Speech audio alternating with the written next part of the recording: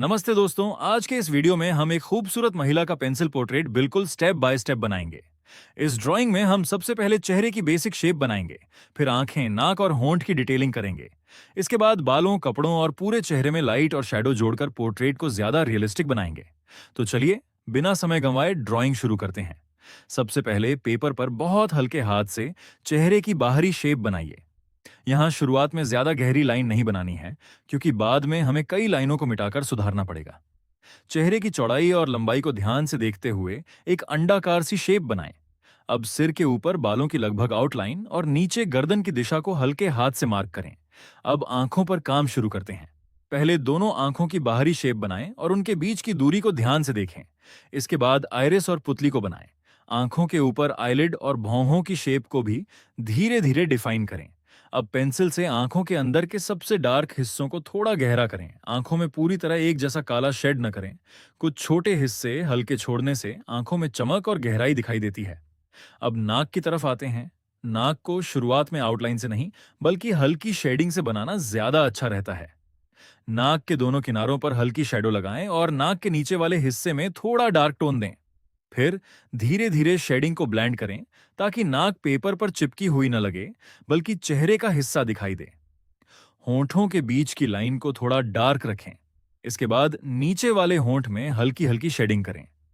Highlight वाले हिस्से को बहुत ज्यादा डार्क ना करें, इससे होंठों में नेचुरल वॉल्यूम दिखाई देगा। अब पोर्ट्रेट का सबसे महत्वपूर्ण हिस्सा शुरू होता है, फेस शेडिंग। पेंसिल को ज्यादा दबाने के बजाय हल्के स्ट्रोक्स का इस्तेमाल करें।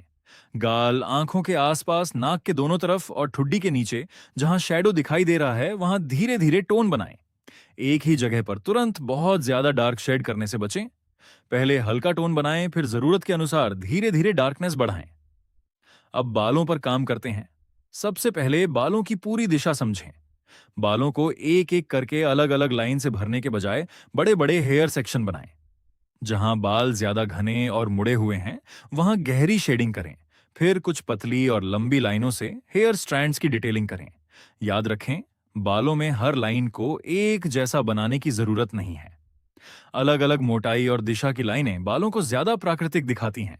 इसके बाद गर्दन के नीचे और चेहरे के आसपास मौजूद शैडो को थोड़ा डार्क करें।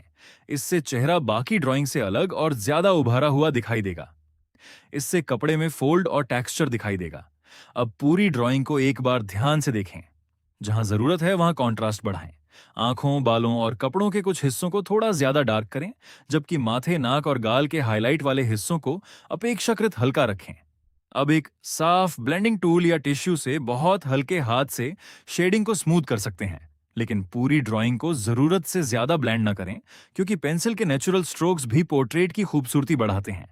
अब हमारा पेंसिल पोर्ट्रेट लगभग तैयार है। तो दोस्तों, इस तरह हमने एक साधारण आउटलाइन से शुरू करके धीरे धीरे शेडिंग, डिटेलिंग और कंट्रास्ट की मदद से पूरा पेंसिल पोर्ट्रेट तैयार किया। अगर आपको यह ड्राइंग प्रोसेस पसंद आया हो तो वीडियो को लाइक करें और ऐसी ही और पेंसिल ड्राइंग देखने के लिए चैनल को सब्सक्राइब करें। मिलते हैं अगले वीडियो में एक नई ड्राइंग के साथ।